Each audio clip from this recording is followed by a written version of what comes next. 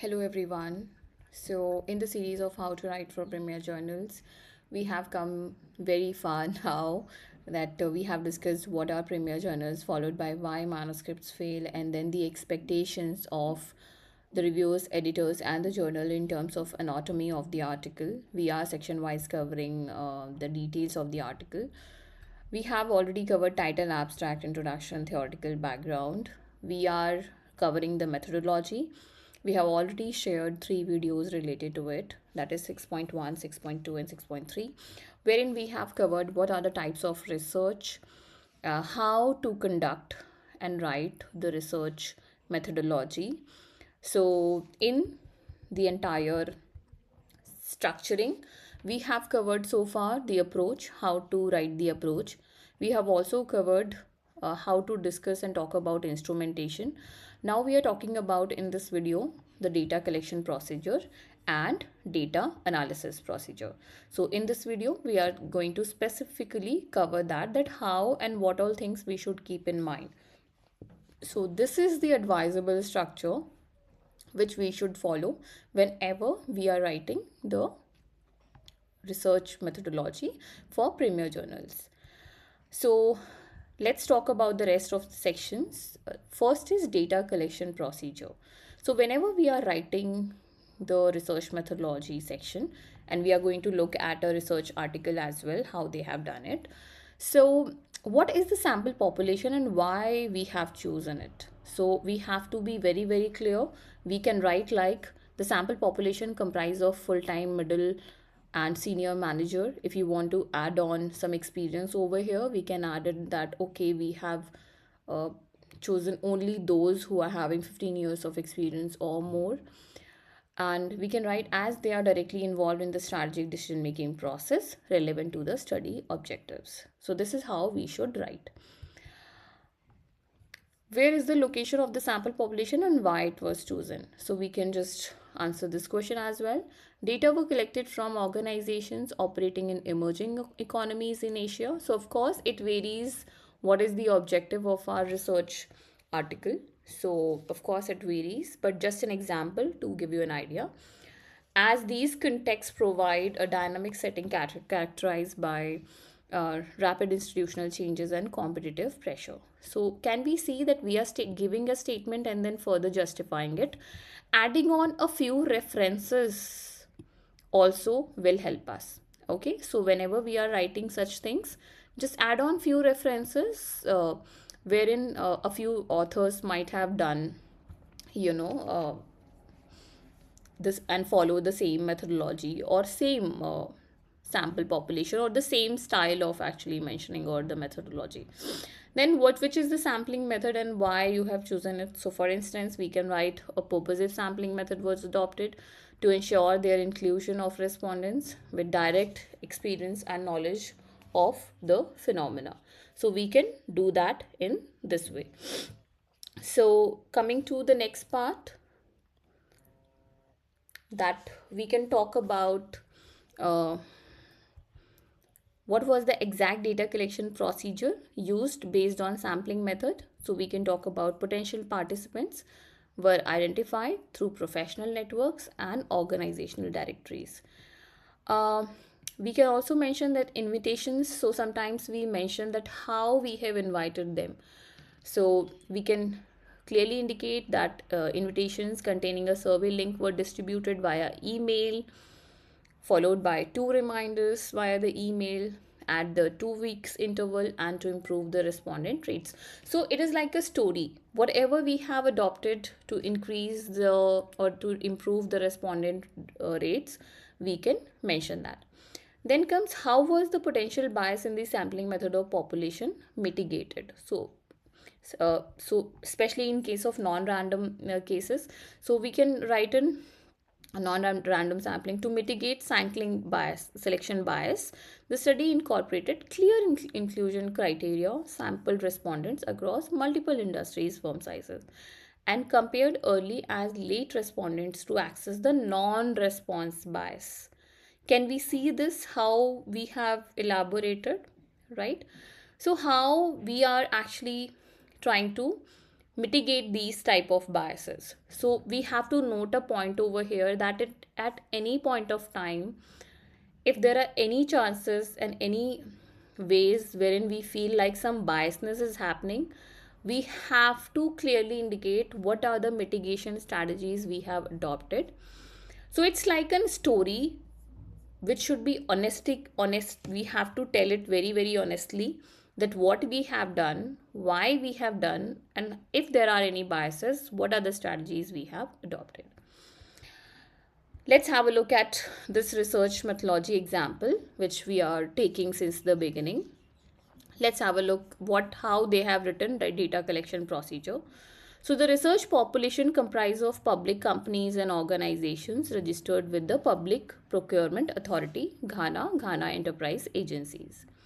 Using a simple sampling, can we see simple random sampling technique through the rule of thumb, determining the partial least square structure equation modeling is appropriate as per the sample size, and the citation is given over here. Proposed a guideline stating that the sample size for a structural equation model in SEM should be ideally 10 times the largest number of formative indicators used to measure the construct, 10 times the number of structural path directed to the specific construct. So can we see they are justifying that they are first indicating what they are doing, like simple random sampling using partial least structural equation modeling, and why they feel it's appropriate. And again they are citing. So despite this, the Higher et al. 2016 suggested that the sample size should ideally be ranged from 5 to 10 times the number of indicator or variable items. So they are clearly indicating what they have done, which procedure they have adopted, and why they have adopted it. Consequently, the chosen sample size for the study was 150. The data collection phase spanned 1 month to ensure that participants has completed enough to be used for data analysis. Through the persistent follow-ups and reminders, 99 completed questionnaires. So 150 they have floated and they have received 99 filled questionnaires, and resulting in response rate of 66%. Subsequent examination confirmed the validity and consistency of the responses. There was no missing data, and these professionals ensuring that the data set used for the study was complete and comprehensive. So this is the way how precisely and concisely we can write, parallelly justifying what we are doing, what data collection procedure we are adopting, and why we are adopting it, citing some of the previous researches as well. Let's come to the data analysis procedure. That also we have to mention in the last part of research methodology. Let's have a look at how we can do. So we have to clearly indicate, explain the data analysis method, what is it, what it can do, and why it was chosen. In our example, a bit has already been given while discussing the data collection procedure. Like structural equation modeling is used to text a complex relationship among latent constructs, and it allows simultaneous estimations of multiple paths. So we can just clearly indicate what method we are using, what it can do, and why we have chosen it. Okay.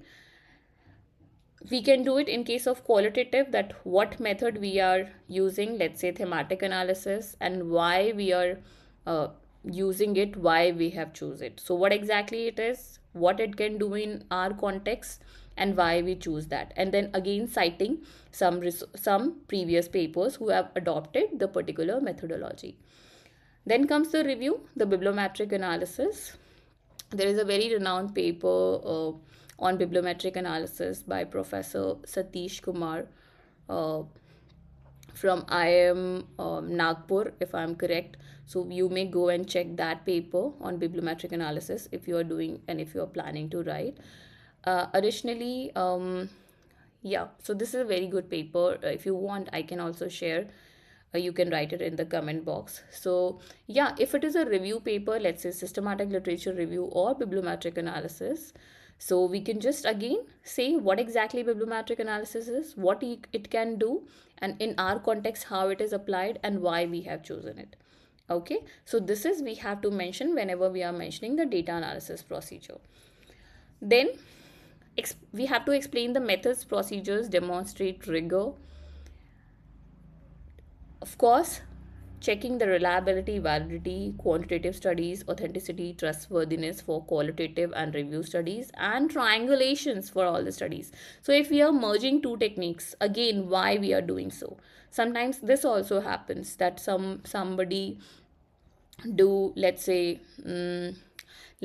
in multi-criteria decision making, most of the time people merge the techniques like AHP and DEMATL, or sometimes they merge like ISM and MICMAC. So if we are doing a triangulation, why we are doing that? So rigor was ensured, so we have to check rigor was ensured using through reliability and validity, using established statistical criteria, what all criteria we have used, how we have used that, and some citations. So it will assist us. So this is in brief, everyone, and let's check how in our example it's done. So again, they have elaborated that why they have used structured equation modeling and what particular method. So while regression, so in regression they have done in this modeling they have done regression analysis, why they have chosen it, then factor analysis, why they have done factor analysis, and then consequently SEM and PLS emerges as a fitting methodology. So again they are saying that how this data analysis procedure aligns and fits into their research objectives. So this is just in small example which we are discussing since starting everyone. And remember, let's collectively remember this approach of writing the research methodology as we are ending this section. Remember that whenever we are writing for Premier Journal, first write the approach, then the instrumentation part, then the data collection procedure, and then the data analysis procedure. Example, if you want to refer, this is the paper.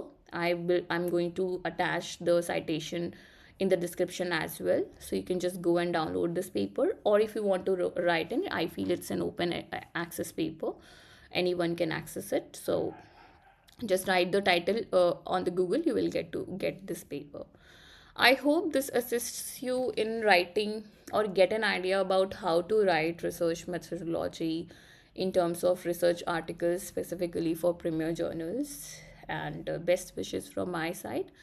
And in the next time we'll be covering and pitching in on the next section of our series, that is how to present the findings. So we have covered all the sections so far, and now we are moving ahead with how to present the findings in a research article when we are writing for premier journals. So thank you so much everyone.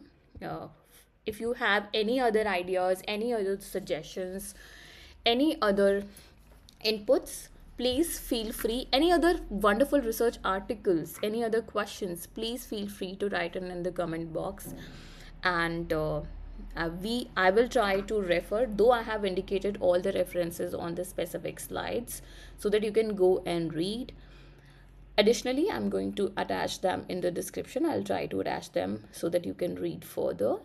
And in case of any ideas, any suggestions, any contributions, this is collectively our platform wherein collectively we all can contribute to each other. And best wishes for your upcoming research article. Thank you so much.